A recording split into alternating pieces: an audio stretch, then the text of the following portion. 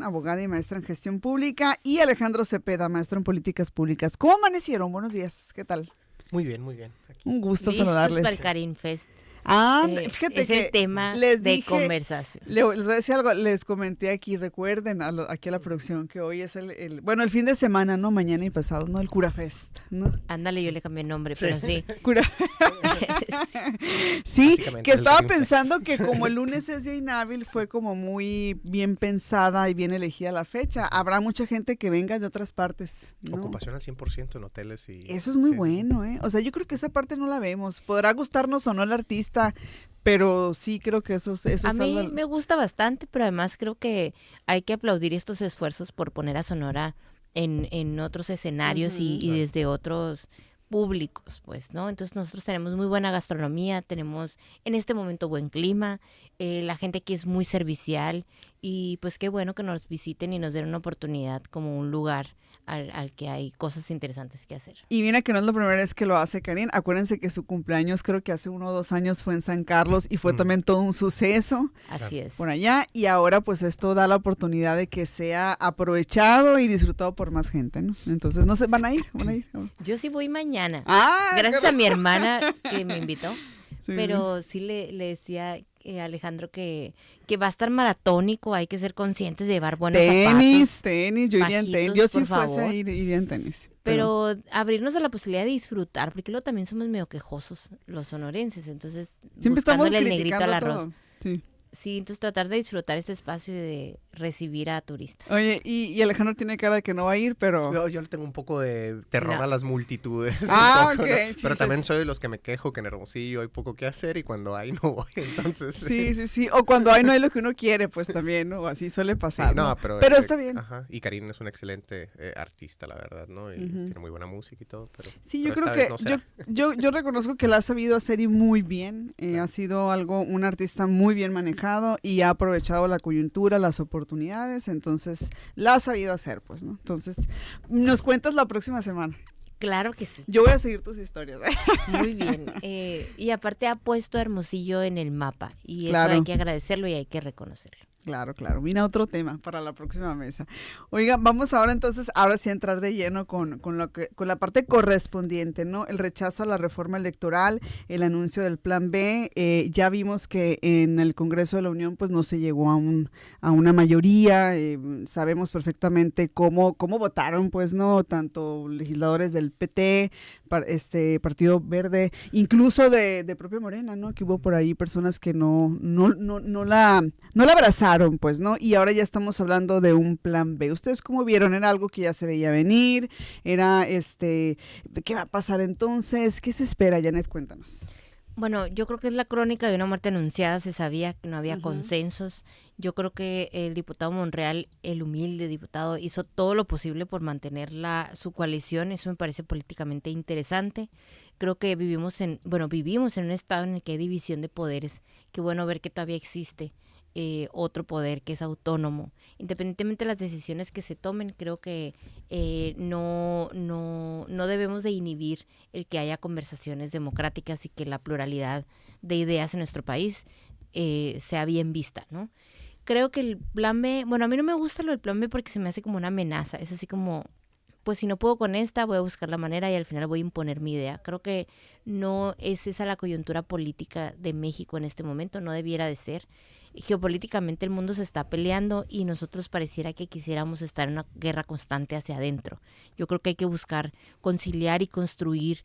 No tenemos que estar de acuerdo en todo, pero en la estructura política es muy importante que todas las voces tengan espacios para aportar. Lo del plan B, pues volvemos a esta narrativa otra vez y vuelve a tomar la conversación, el esperar a que se mande y qué ir a decir y cómo ir a decir y ta.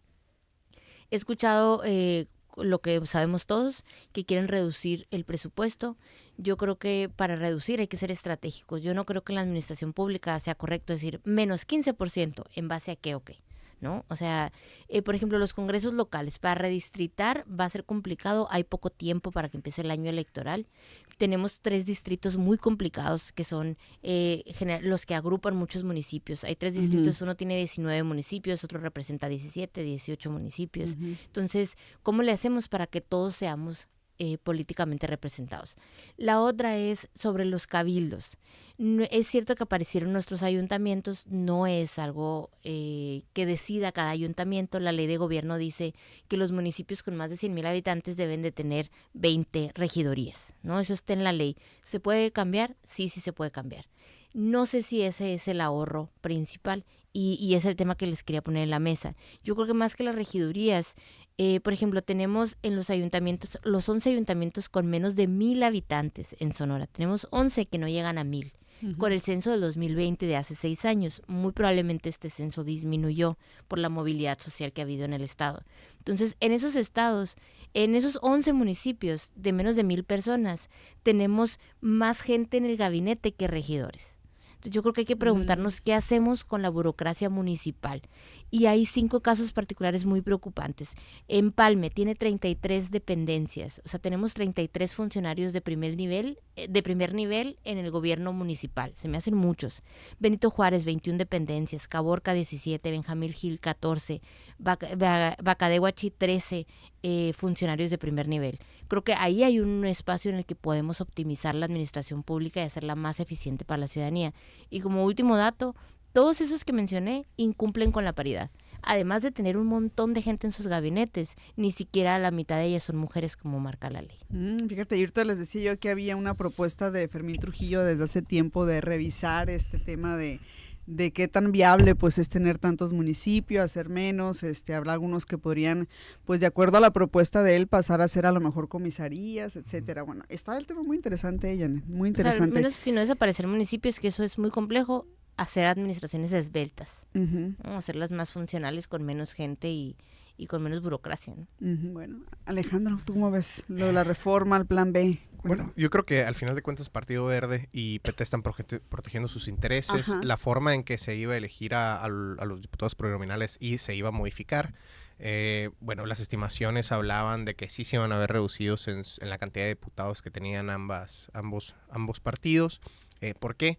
Recordemos que al día de hoy los diputados plurinominales se eligen basados en listas derivados del porcentaje de votación que hay. Por ejemplo, aquí en Sonora se estima que alrededor de cada 3% es un diputado. Pues no es una ley como tal, pero es más o menos. Pues no, por ejemplo, si el Partido Verde aquí obtiene un 9%, muy probablemente va a tener 3 diputados. Si obtiene un 6%, 2 diputados. Si obtiene el 3% necesario para obtener el registro, va a tener un diputado, ¿no? Entonces, ¿cuál es la reforma? Va a ser como una tipo elección por primera minoría. No sé si recuerdas cómo se eligen a los diputados, a los senadores de oposición actualmente de representación proporcional. Es el mejor perdedor, ¿no? Sería algo por el estilo. Creo que al final de cuentas los que se verían beneficiados un poco con curiosamente, con este método de elección de diputados plurinominales sería el PRI y el PAN. ¿No? Ellos son los que usualmente en los estados quedan en segundo lugar. Entonces creo que aquí se iba a obtener un poco de más representación para PRI y PAN, dado que ellos son los segundos competidores con más fortaleza en todo México. Entonces sí, en efecto, iba a haber una reducción para PT y Verde, que sus curules son negociaciones políticas y no tanto se derivan de una votación en particular, pues, ¿no? Entonces, era la opción lógica. Honestamente, yo lo comenté hace 2 semanas y creía que la reforma electoral sí iba a salir. No salió. Creo que la operación política, específicamente del diputado que tanto comentamos, al humilde diputado, lo veíamos en una sesión posteriormente a la votación riéndose, platicando, como si no fuera de cierta relevancia. No provocó ese ambiente lúgubre que teóricamente debería haber sucedido, pero sí también creo que como dicen, pues no se puso el guarache antes de pisar. Dijo que, no recuerdo las palabras exactas, que él no era mago, que no podría sacar votos de la nada, que ya era una decisión tomada por parte de ahí del grupo parlamentario del Verde. Y curiosamente ahí también había como 2 versiones, ¿no? Una al institucional, que decían que se iban con la presidenta, que se la iban a seguir apoyando, y la otra por parte ya digamos, del criterio individual de cada uno de los diputados y diputadas del Verde, que decían que no iban a votar a favor de la reforma electoral. Entonces, al final de cuentas, era una iniciativa que los iba a hacer muy posiblemente perder curules. Obviamente, pues ni un grupo parlamentario quiere perder poder político, y en este caso iban a perder poder político dentro del Congreso. Y hablando ya un poco de la necesidad que tienen esos partidos de tener una alianza, por ejemplo, aquí en el caso de Hermosillo me voy más concreto. El Partido Verde alrededor está en unos 4.5, 5% en las elecciones. El PT anda por ahí más o menos 4.5. Entonces, usualmente tendrían acceso a solamente un diputado de los diputados que tenemos aquí en el Congreso. Y si no me equivoco, el Verde tiene como 5 diputados, ¿no? A partir de estas negociaciones políticas que se dan. Entonces, bajo ese concepto de 3% un diputado, pues aquí se encuentran un poco sobre representados por las negociaciones políticas que se han dado. Claramente, si esto les conviene, pues no van a votar a favor de una iniciativa que iba a terminar erradicando este tipo de posiciones, pues, ¿no? Para ellos dentro de los congresos, tanto de los locales como en el federal. Al final creo que muchos operadores políticos del mismo Congreso se lavaron las manos. No sé, se habló de un plan B, todavía no se ha visto, ¿no? ¿Qué es lo que contiene ese plan B? Muy probablemente, pues en reformas, lo dijimos la vez pasada, reformas a las leyes secundarias, que ahí tendrían, pues, creo que están sobrados de obtener la mayoría simple con el 50% más 1, y podrían hacer las modificaciones correspondientes. En el caso de lo que comenta aquí la compañera Janet, me parece muy interesante porque sí, en efecto, ¿no? Sí podrían, mediante reformas, podrían controlar la cantidad de representantes que existen en el Cabildo, pero no podrían controlar su administración interna, pues, ¿no? Sabemos que los municipios, pues cada uno tiene su autonomía y cada uno decide cómo va a ser su estructura orgánica. Entonces eso sería así lo complicado de controlar. Y toca un punto clave porque el tema de los recursos siempre ha sido un tema muy complejo, ¿no? Pues sí. Vamos a esperar entonces a ver qué nos dicen, qué proponen también en este plan B de la reforma electoral. Esto no se acaba. A nosotros yo creo que lo que nos tiene también quizá, pues con el tema de la expectativa, es que aquí tenemos un proceso muy importante el próximo año, ¿no? Y de cierta manera las decisiones que se tomen o no se tomen en este contexto, pues van a impactarnos acá en Sonora, ¿no? Bueno, ahí está el tema.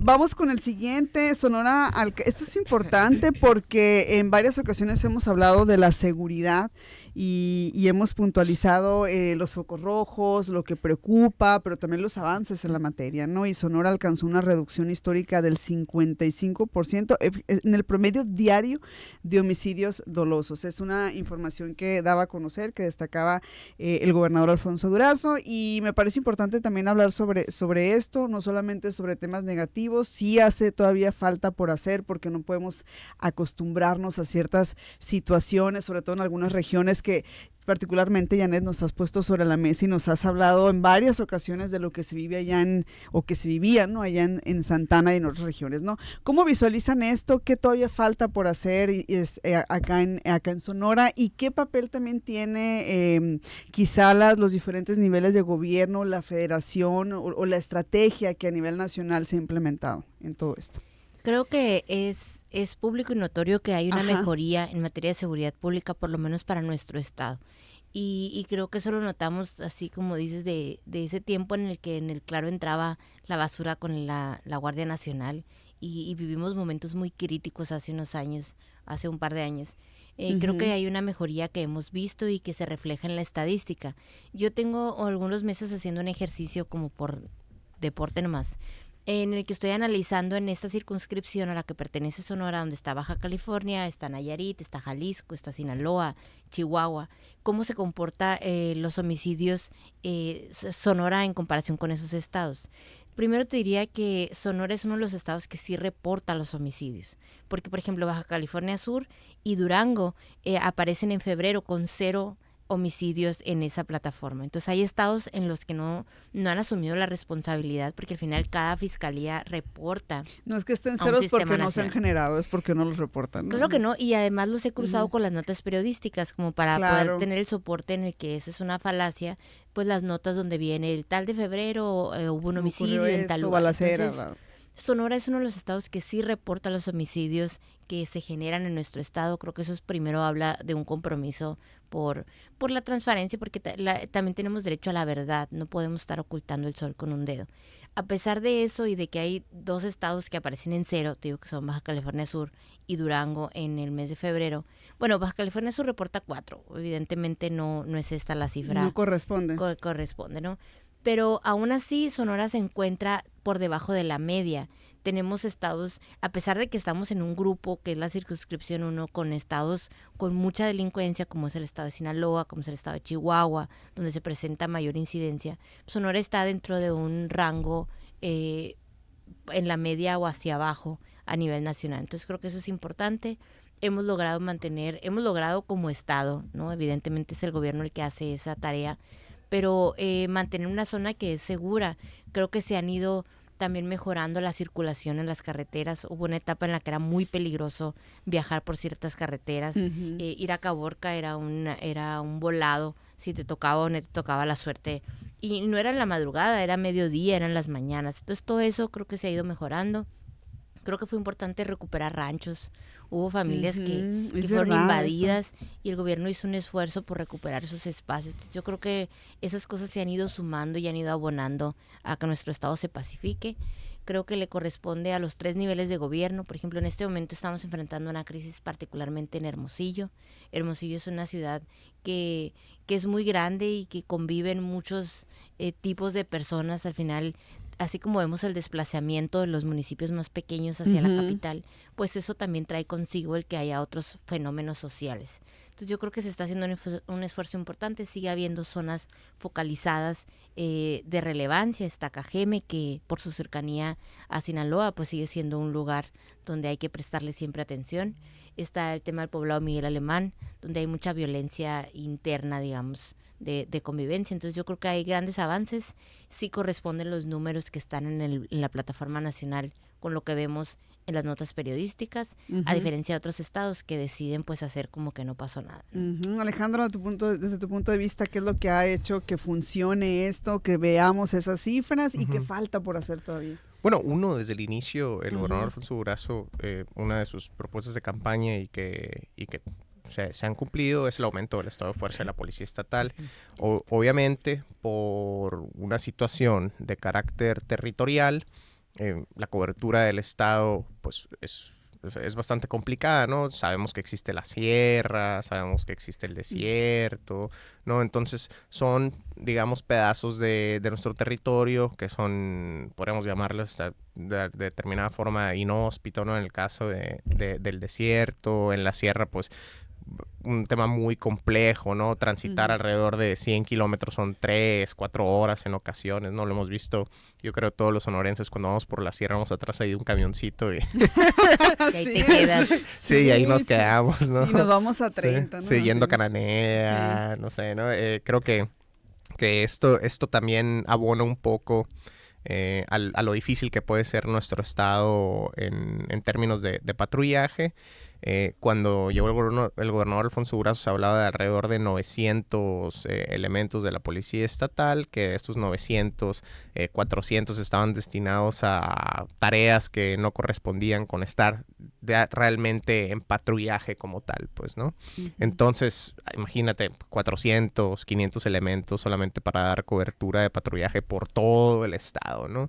Imaginemos que desde los 72 municipios, pues tendríamos 3, 4 policías estatales por municipio, es insuficiente. Entonces, y no solamente personal, sino vehículos para poder transitar por las carreteras, por las brechas, por los ranchos, ¿no? Entonces, esto pues complejiza definitivamente la tarea de prevención del delito. Y el gobernador Alfonso Durazo se compra unidades, obviamente se adhiere bastante cantidad de elementos nuevos.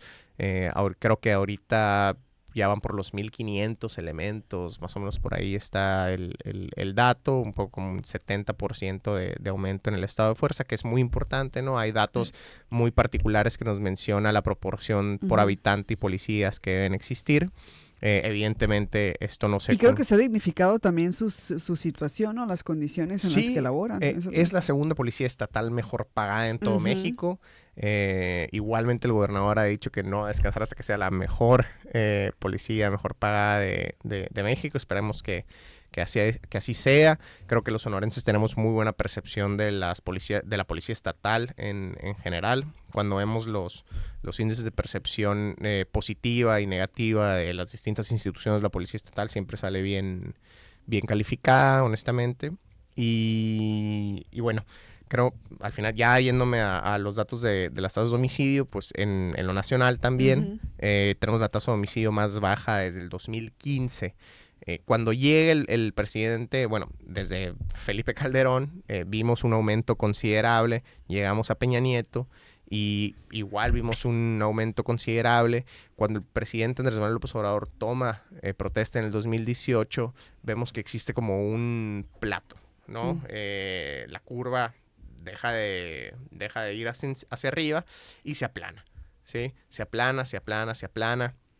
Posteriormente, llega la presidenta Claudia Sheinbaum y vemos una reducción bastante considerable, ¿no? Creo que es la primera vez desde hace más de 10 años que estamos viendo un declive o un descenso pues bastante grande. Incluso hay otras autoridades que están avalando este descenso. Por ejemplo, los Estados Unidos han tenido bastantes comentarios vía sus servidores públicos de que están, digamos, de que congratulan a los servidores públicos, específicamente al secretario de Seguridad, Omar García Harfuch, por este declive. Y creo que una parte muy importante cuando es lo de los datos, ¿no? Lo que menciona aquí la compañera Janet y la confiabilidad que podemos tener en los datos de la reducción de homicidios, porque no solamente se han reducido los homicidios, sino también la percepción de inseguridad, ¿no?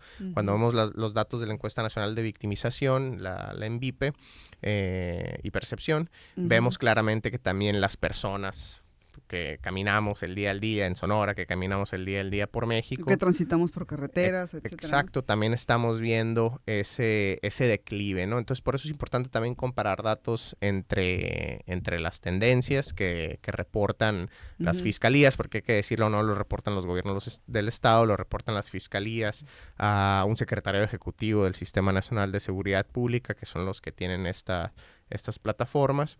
Y pues claramente distintas fuerzas políticas derivadas de cada uno de los estados, correspondientes a cada uno de los estados, pues son las que reportan sus propios homicidios. Si el ciudadano no está conforme o no tiene confianza sobre los datos que reportan las fiscalías, simplemente vámonos al ENVIPE, ¿no? Que es la encuesta que nos hacen a todos y a todas. Cualquier adulto te podrá decir que en algún momento alguien o personal del INEGI acudió a su casa, acudió a su negocio a preguntarle este tipo de preguntas. Y ahí es donde ya podemos contrastar los datos de que en realidad sí hay una reducción de los homicidios, hay una reducción general de la incidencia delictiva. Y precisamente... también me gustaría como enfocar esto a la zona urbana, ¿no? Al momento de que nos estamos volviendo una ciudad grande, estamos cambiando bastante, los tipos de delitos también cambian bastante al momento que nos empezamos a conformar más como ciudad.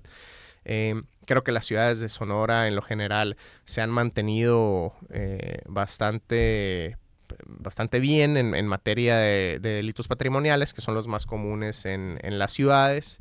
En el caso de Hermosillo, por ejemplo, creo que los delitos patrimoniales se han controlado de una buena forma. Me acuerdo que hubo una época en la que eran muy frecuentes los robos de vehículo, por ejemplo. Sí.